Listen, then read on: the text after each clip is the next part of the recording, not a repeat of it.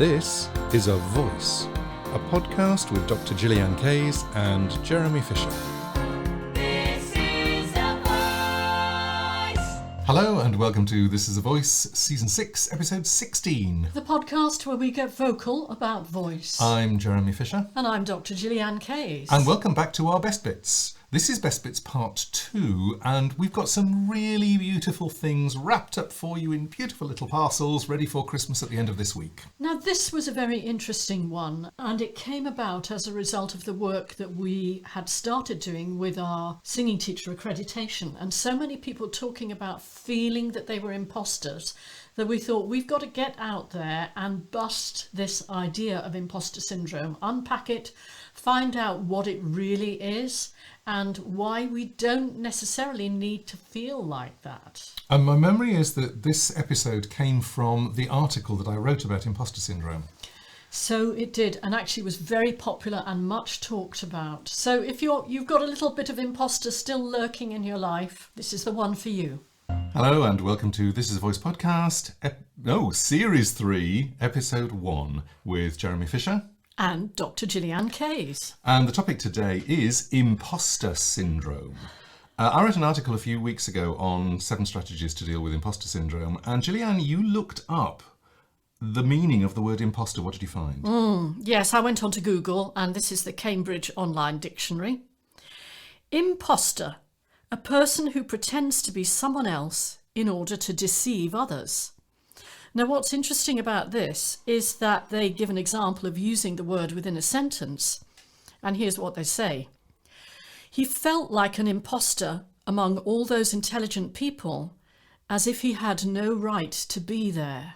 But that's weird. That's not actually the meaning of imposter. The meaning of imposter, if you like, is also the difference between an active and a passive. So an active imposter is somebody who knows perfectly well that they are deceiving people. Yes, let's have a look at some of the related words and phrases. Faking and pretending. Yep. An idiom, a wolf in sheep's clothing. Yep. Air guitar apparently appears here.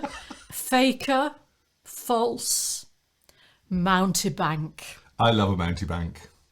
Isn't that interesting? But I mean, it isn't, in a way, we get that the meaning is intending to deceive, but imposter syndrome is not that. It's something that's very different. And one of the reasons why you wrote the blog in the first place is because we work with a lot of teachers nowadays, training teachers on professional development. And what we found is that they often, within the community setting, when we're all chatting, they talk about feeling like an imposter. It's one of the things that comes up the most in the courses for people when they come on the course in the first place and we ask them why they're there. And imposter syndrome seems to be a really big thing in the singing community, the teaching community, the voice community in general. So what we thought we'd do is we take the article that I wrote and expand on it a bit. And in fact, we have 7 imposter busters that you can do, actions that you can take. Do you know what I liked about this article? Because what I'd quite like to do is interview you about it and would kind of riff around it. Yep. You talk about the fundamental issue for people who have imposter syndrome is that they're not able to internalize their own success. They think it's something to do with luck and nothing to do with their abilities. And I think that is such a great point. And it's something that we come across all the time in our trainings. Very much. That people we work with actually don't realize the things that they're good at. Yeah. And we'll talk more about that later. Well, there's 2 things. I mean, one is they don't realise the things they're good at, and the second is they don't accept the things that they're good at. It must be luck, it must be coincidence, it must be somebody else did the work. You know, it's just, there's so many things in imposter syndrome that people just don't realise. So there's 2 sets of bits of information that I put in the blog, and I want to talk about both of them. One is the 7 imposter busters that you can do, and the second set is this. And by the way, I should say, imposter syndrome or imposter phenomenon is a real thing. It was identified in 1978 by Pauline Rose Clance and Suzanne Imes in their paper, The Imposter Phenomenon in High Achieving Women, Dynamics and Therapeutic Interventions. What they're saying is anyone can get it, but it's usually people who are highly responsible. So ironically, it's the people who are least likely to intentionally defraud who get imposter syndrome. In other words, if you think that you're an imposter, it's likely that you're it's not. absolutely certain you won't be, because the real imposters never think about that. And don't care. So the other thing is Valerie Young, working with the information that Clance and Imes created, wrote a book called The Secret Thoughts of Successful Women. And she lists 5 different types of imposter and it was really fascinating reading this. I thought this was very interesting, and I recognise myself and you in them. Yes, I actually recognise bits of 3 of them in me. Okay, cool. Okay, reveal. We've both had imposter syndrome. Definitely. Really quite strongly. So this really resonated with us. So I'm going to go with the 5 types first. I really like these. Perfectionist. Sets extremely high expectations for themselves, and even if they meet 99% of the goals, they're going to feel like failures. Any small mistake will make them question their own competence. So accurate. It's so interesting when you set yourself such a high goal. And again, in a way, this is about responsibility because you want to do a good job. When you set yourself that high a goal, the 1% that you didn't quite hit becomes the most important thing you think about.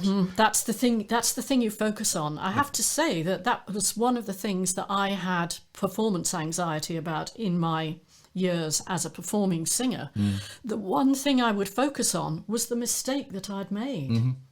And therefore the 99% of the really good stuff just didn't occur to you. And if you watch successful performers and their habits, they don't do that.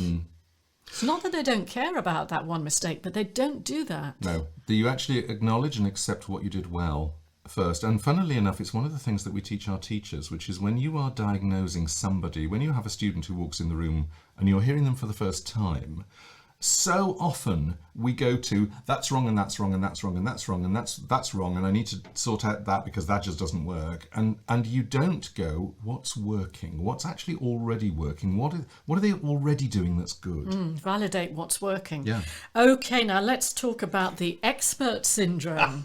The expert feels the need to know every piece of information before they start a project and constantly look for new certifications or trainings to improve their skills. They won't apply for a job if they don't meet all the criteria in the posting, and they might be hesitant to ask a question in class or speak up in a meeting at work because they're afraid of looking stupid if they don't already know the answer. Yeah, that's an interesting one because I recognise bits of myself in that. Yeah. You know, I am Mrs. Over-Prepare. Yeah. I do feel the need to get all the information there before I want to go on air, for instance. I've highlighted all sorts of bits in this lovely article, actually. And it's very much before I write, I want to gather everything. And then sometimes I'll kind of keep it to myself, which drives the other half mad, by the way. Yeah. Because I want to have that sort of control over it. On the other hand, I'm not afraid to ask questions or speak up at meetings. There are no silly questions. Yep. Because that's something that also comes back on feedback from our courses that, you know, a lot of people say, oh, there are no silly questions. But actually, when you open your mouth on course, you get a little bit of a glare or you feel that you're put down. Yep. Or that you're shut down. Yep. And actually, by asking questions, that's how we learn, isn't it? Well, it's not only how we learn, but actually as the teacher, when somebody asks a question of the teacher, it's how the teacher understands where you are and where you're coming from and can actually help more actively. And we do say at the very beginning of every course, there are no stupid questions, but there really aren't. And anybody who asks a question shows us what it is that they want to know. And I think it's brilliant. I know this is slightly off at a tangent, but one of the things that we've found working by Zoom, so working online with our trainings, is that people feel that little degree of safety in using the comment box to ask their questions. Yep. Somehow it just buffers them a little bit. And it's really interesting what comes up, because nearly always when someone asks a question, and they might even preface it with, is this a stupid question, or I feel a bit silly asking this, they will not be the only person in the room wanting to ask the question. Absolutely. So therefore everybody learns from your questions. Absolutely. All right, now I'm going on to natural genius because, Jeremy, I have identified you as the natural genius syndrome. Yes. Come on, tell us about it. Absolutely right. Okay, I'm going to say what I wrote. When the natural genius has to struggle or work hard to accomplish something, he or she thinks this means they aren't good enough. They're used to skills coming easily, and when they have to put in effort, their brain tells them that's proof they're an imposter. Yeah, okay, I come under the natural genius category because I'm very, very good at concepts. If you give me the concept, I can then understand it, break it down, break it apart, show it back to you, teach you all about it. I'm very good on understanding the reason behind something. And the difficulty for me is because that is so easy for me, when I don't understand something, it's like, it's more than stubbing my toe, it's like I've run into a brick wall and I can't cope. Absolutely. Gillian has many, many, many examples of that.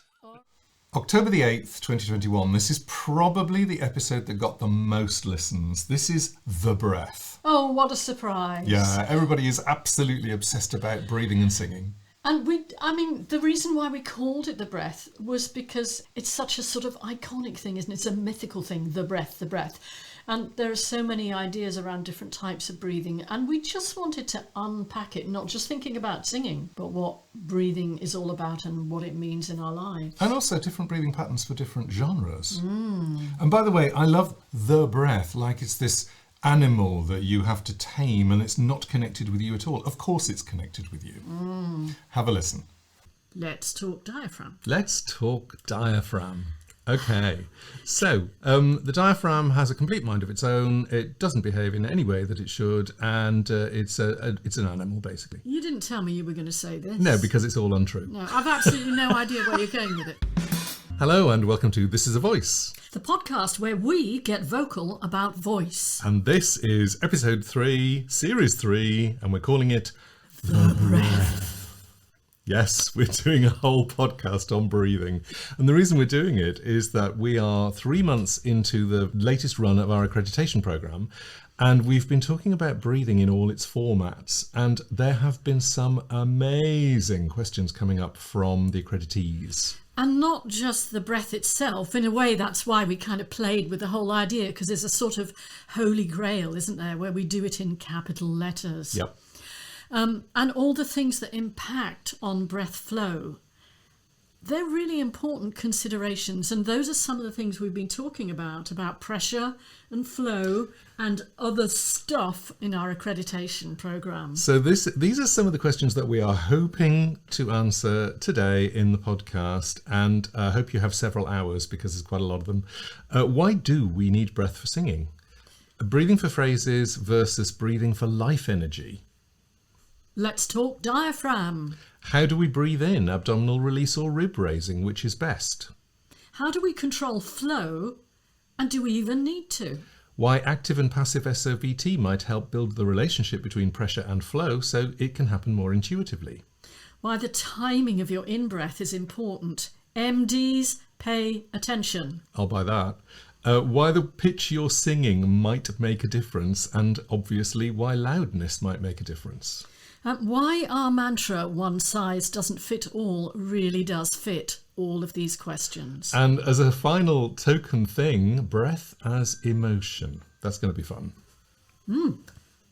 Okay, should we start? Yes. Okay. I mean, what are we doing? Are we riffing around these subjects, or are we doing them in order? What's the plan? Oh, no, we don't. Do we ever do anything in order? No, we riff. I do want to just say that we record this a few days before it goes out, and today is National Teachers' Day. So hello to all the teachers. Hurrah for me. Yeah, and me. Yeah. No, you're a vocal coach. I'm still a teacher. Are you? Vocal coaches are still teachers. Okay, yeah. all right. No, I can still do teaching. So, first question. To the singing teacher, this will seem very obvious, or the voice trainer. Why do we need breath for singing? I can remember working with one of my singers who's a lovely cabaret singer. And, maybe 6 months into us training together, we were working in a masterclass.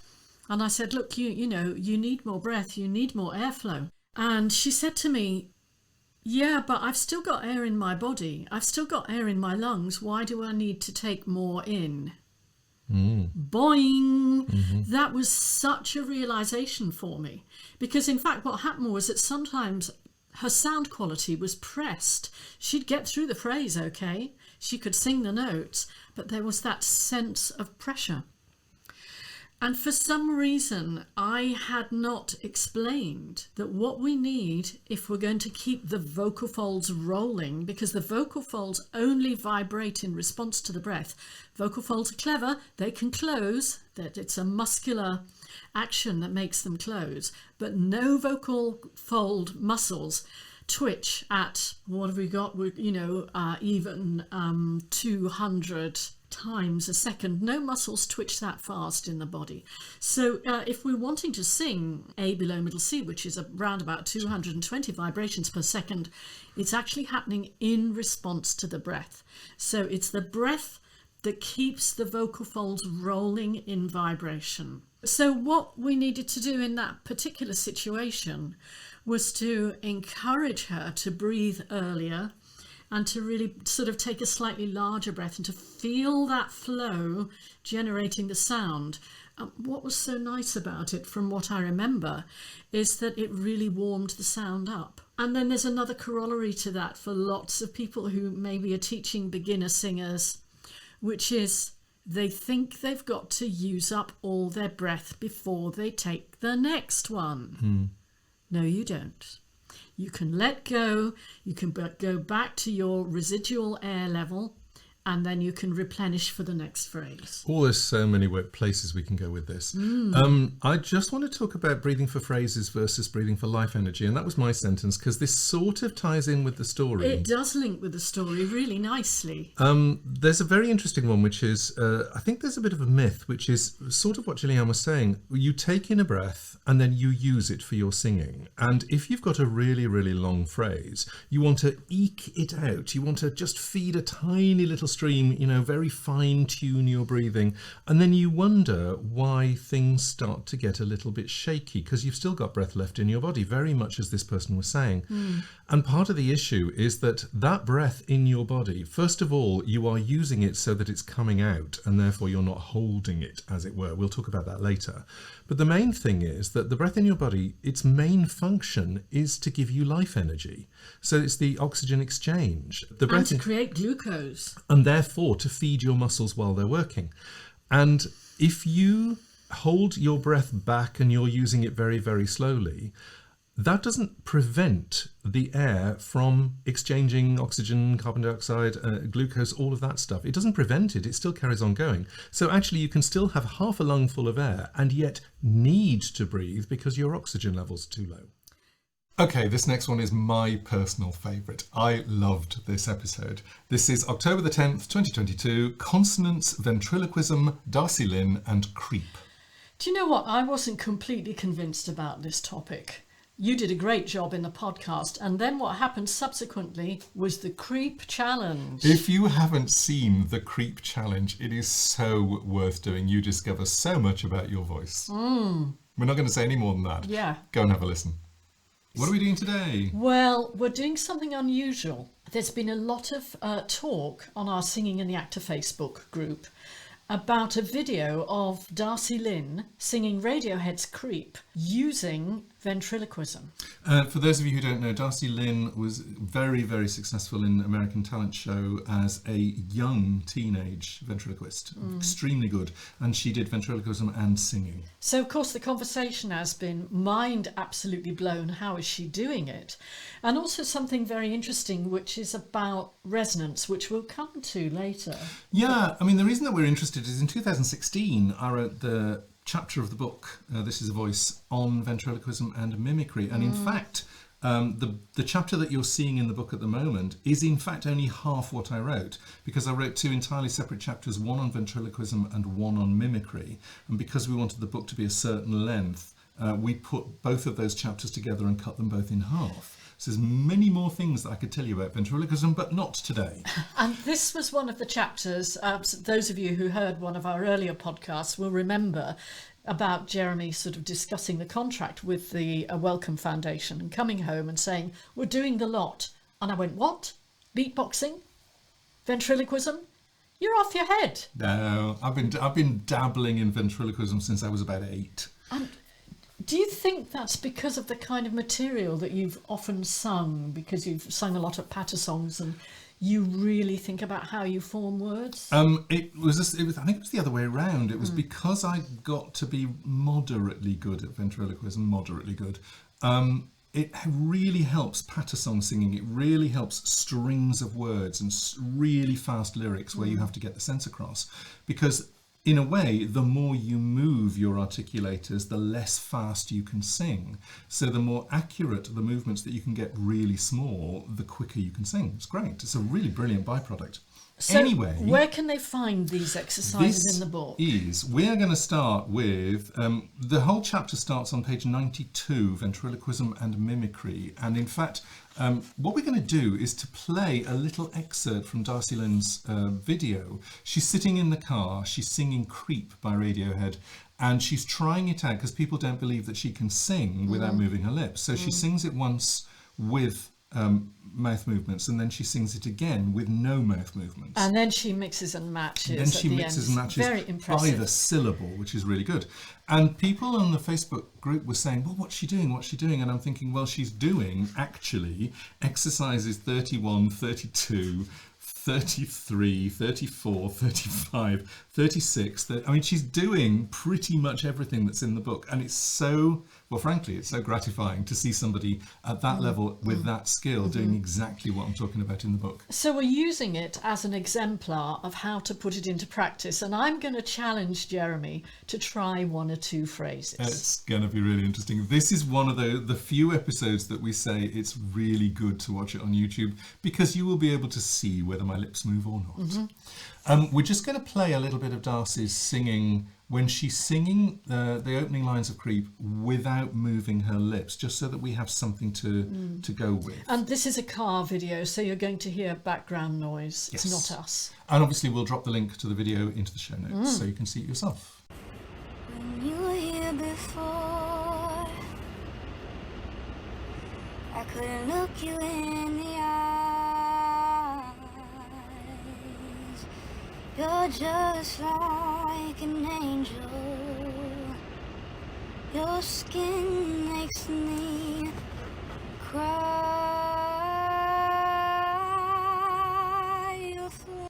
That'll do nicely. So, Jeremy, the first thing I want to ask you is, which mouth position is Darci using? Okay, this is exercise 31, and it's almost the most important thing to start with as a ventriloquist is you're not allowed to move your lips. You can't be seen to move your lips, but you can put your mouth into 3 separate shapes. And basically the first one is very neutral, not open very much, but very relaxed. And the second one is the same thing, but smiling lips. And the third one is called the shock view, which is when you are horrified by what your puppet has just said. And so the jaw's more open, the mouth's a bit more open. And the thing that I do say in the exercise is if you're going to do the shock view, which is, then you can't do it face onto the audience, because the audience, because your jaw is more open, the audience will see your tongue movements. So the shock look, watch this in the ventriloquist set that you watch on television, the shock look tends to be done to the side to your puppet, so that the audience never sees a face on shock movement. So she's doing relaxed. She's doing relaxed, yes. It's a sort of, for me, it's like if I'm looking at myself doing it. It's almost the gormless look, but it's quite a narrow gormless look. It's just this sort of it's my thinking face with my mouth open. Thinking it's how face I with your would mouth describe open. it. I like it, yes. Yeah. So the lyrics are, when you were here before, couldn't look you in the eye, you're just like an angel, your skin makes me cry. And just listening to her, there are a couple of places where she makes a face, and I can tell you exactly why she makes the face. Because she has B's and M's. And I think that's it. Which are bilabial. Well, the M is, both of them are bilabial, so you use both lips and your lips are supposed to close, and that's how you create the consonant. Now, obviously, as a ventriloquist, you can't close your lips, so you have to replace it with a completely different consonant. And in fact, with before, there is a bilabial, which is the B, stopped voiced consonant, and then there's an F, which is an unvoiced labiodental. So you've got bottom lip, top teeth. And again, you can't do that because in order to do it, you would have to move your lip up to your teeth or your teeth down to your lip, and we, the audience, would see it. So you have to replace the B's, the F's, and the M's with different consonants. Yeah, essentially, you have to fake it. So we're going to tell you what it is that you do. Okay. Are you up for having a go? And then I'll ask you what you did. Sure. I think that might be quite interesting for the listeners. Let me remember, viewing this is going to be the best experience. Let me sing it without doing the ventriloquism lip thing, and then with. When you were here before, couldn't look you in the eye. You're just like an angel. Your skin makes me cry.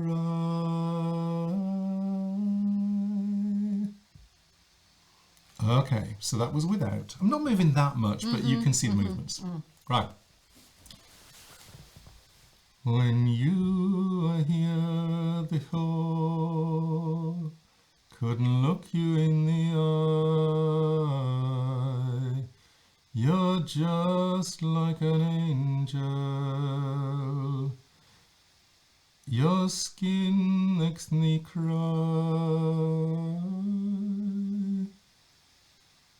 I was trying, actually, weirdly, I was trying to move my head just to demonstrate that I hadn't actually frozen the video. I was very impressed. So we're almost up to date. This is now November 21st, 2022, and this was Change Your Pitch, Change Your Meaning. And this is another exercise from This Is a Voice. I so wanted this one because there's a little section in it where the way Jeremy changes his pitch, it sounds like a Dalek. Yay, that was good fun to do. This came from a very cool piece of research, which we can mention. We can. This comes from UCL, and it was part of their phonetics course, and we had permission to use it, and we had permission to actually show the diagram and use this particular exercise on the webinar. And that was quite a few years ago now. It's all 9 years ago, I think, we've been using this. Lovely piece of work. And what you see, I mean, what we'll do is we'll make this particular little video in the Learning Lounge free. So I will put the free preview link in, so you can just click on the link if you're watching in YouTube, or if you're listening on Buzzsprout, or if you're listening on any of the podcast platforms. There'll be a link for you to go and actually see what we're talking about. Yeah, and I think what's nice about this is that, you know, we've been talking about how it's hard for people to process melody in speaking voice, particularly if they don't come from a music background.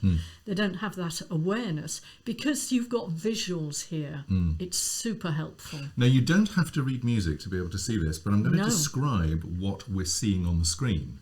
There is a top line and there's a middle line, and then the words are written underneath. And you have little dots. Some of them have tails, some of them don't. They're like little tadpoles. And what you're looking at is where that dot is positioned between the two lines. So if it's closer to the top line, it's going to be a higher pitch. And if it's closer to the bottom line, it's going to be a lower pitch. And the tails tell you whether if there's no tail there, then the word just stays on that pitch. But if there's a tail going downwards, then the pitch slides down during the word, and likewise going up. And just for people who aren't used to the word pitch, note where the note is. If I spoke to you all on the same pitch, it's going to sound like that. If I start to move the pitch up and down a bit, well, that's going up and then that's going down.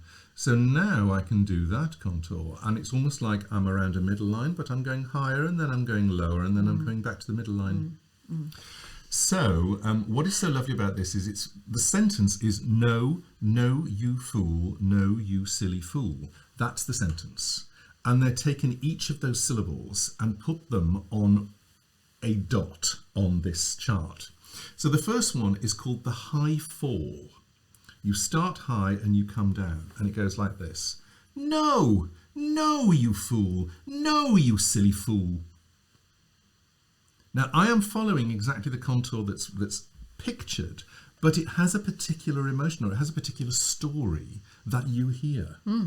So you assign meaning to it. Yeah, do you want to try it?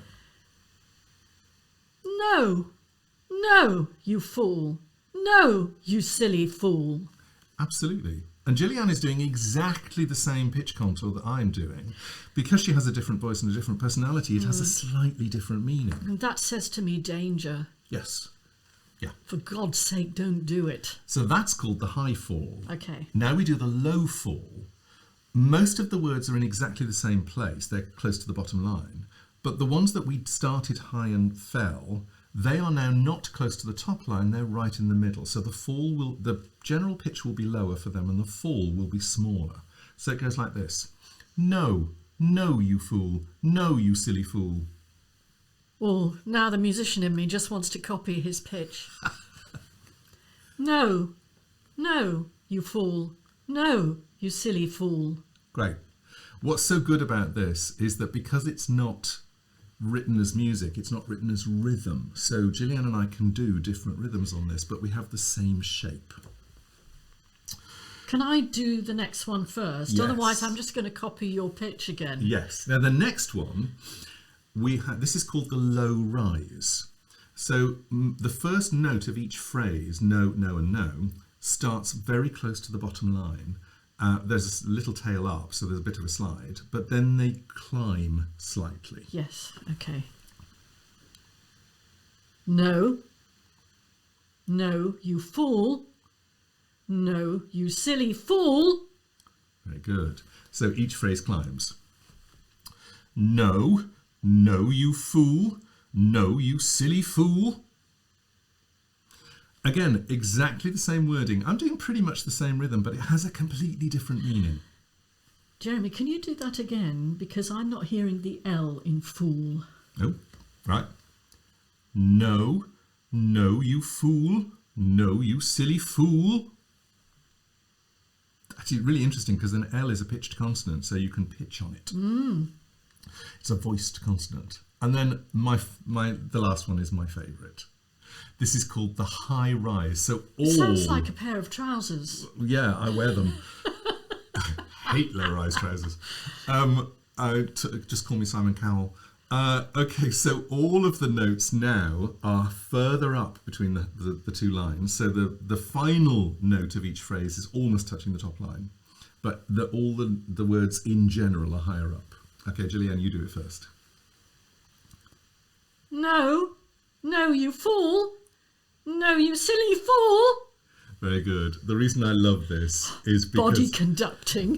I love this because this, as far as I'm concerned, is a science fiction programme that you may have seen on television.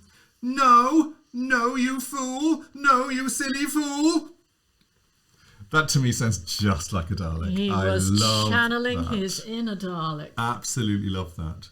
So it's very interesting to, I mean, this is exactly the same sentence said with high fall, low rise and high rise. I'm just going to do them all in a row so that you can hear the difference in meaning. I'm going to do the same rhythm. I'm going to attempt to do the same volume, although that's tricky. I'm going to talk about volume in a minute. And I'm going to do the same speed, but I want you to notice how different the meanings are. Okay. Go on then. No, no, you fool. No, you silly fool. No, no, you fool. No, you silly fool. No, no, you fool. No, you silly fool. No, no, you fool. No, you silly fool. So fascinating. It's like playing 4 entirely different characters. That's a wrap. Yeah, I hope you've enjoyed all of the things that we've given you, all those lovely little treats wrapped up. We're now ready for Christmas. That was, by the way, the last episode in Season 6. We will see you in January with Season 7. Have a great holiday season, everybody, and thank you for listening. See you next time. Bye. Bye.